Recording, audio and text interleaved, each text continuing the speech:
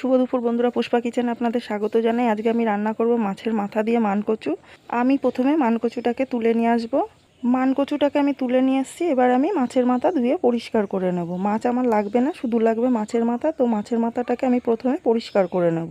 মাছের মাথা আমি ধুয়ে পরিষ্কার করে নিয়েছি। এবার আমি কচু কেটে নিচ্ছি। কচুটাকে ভালো করে ছুলে আমি পরিষ্কার করে নেব। কচু কাটতে গেলে মায়া করলে হবে না, কচুটাকে একটু বেশি করে ছুলে নিতে হবে, একটু ডিপ ডিপ করে। এইভাবে কচু ছুলে নিলে কচুতে আর গলা চুলকাবে না, গলা চুলকানোর আর কোনো ভয়ই থাকবে না। কচুটাকে আমি ভালো করে ছুলে নিয়েছি। এবার আমি টুকরো টুকরো করে কেটে নিচ্ছি কচুটাকে। কচুটা আমি কেটে নিয়েছি। এবার আমি একটু বেটে নেব। বেটে নিচ্ছি শুধু লঙ্কা, কাঁচা আর পাকা লঙ্কা আমি শিলে ভালো করে একটু বেটে নিচ্ছি। লঙ্কাটা আমার প্রায় বাটা হয়ে গেছে। আমি উনুনে কড়াই বসিয়ে দিয়েছি। কড়াইতে দিয়ে দিলাম পরিমাণ মতো জল, আর ধুয়ে রাখা কচুগুলোকে আমি এই জলের মধ্যেই দিয়ে দিচ্ছি, কারণ কচুটাকে আমি একটু ভাপ দিয়ে নেব। কচুটাকে আমি সময় নিয়ে ভালো করে ভাপিয়ে নিয়েছি। এবার আমি কচুগুলোকে নামিয়ে নিচ্ছি। আমার কড়াই আর রান্নার জায়গার পরিবর্তন হয়েছে এই কারণেই, কারণ আমি একটু বেড়াতে এসেছি। আমি কচুগুলোকে সব জল থেকে উঠিয়ে নিয়েছি। এবার আমি মাছের মাথায় লবণ হলুদ মাখিয়ে নিচ্ছি। প্রথমে দিয়ে দিলাম লবণ, তারপরে দিয়ে দিচ্ছি পরিমাণ মতো হলুদ। লবণ হলুদ দিয়ে আমি মাছের মাথাটাকে ভালো করে লবণ হলুদ মাখিয়ে নেব।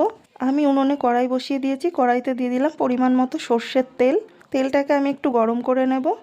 তেলটা আমার ভালো করে গরম হয়ে গেছে। দিয়ে দিলাম আমি নুন হলুদে মেখে রাখা মাছের মাথাটা। মাছের মাথাটাকে দিয়ে আমি একটু সময় নিয়ে উল্টে পাল্টে নেড়ে চেড়ে ভালো করে ভেজে নেব।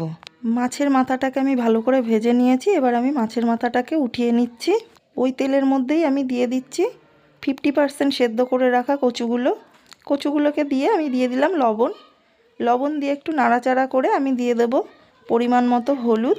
লবণ হলুদ দিয়ে আমি একটু নাড়াচাড়া করে দিয়ে দিয়েছি পরিমাণ মতো জল দিয়ে দিয়ে দিচ্ছি বেটে রাখা সেই লঙ্কাটুকু। লঙ্কা বাটাটা দিয়ে একটু নাড়াচাড়া করে আমি জাল করে কচুটাকে ভালো করে সেদ্ধ করে নেব। কচুটাকে আমি সময় নিয়ে ফুটিয়ে নিয়েছি। কচুটাকে এবার নামিয়ে নিচ্ছি আমি ফোড়ন দেওয়ার জন্য। আমি কচুটাকে নামিয়ে কড়াই বসিয়ে দিয়েছি। কড়াইতে আমি তেজপাতা আর কটা গোটা জিরে প্রথমে শুকনো খোলায় তেলে উঠিয়ে রাখবো।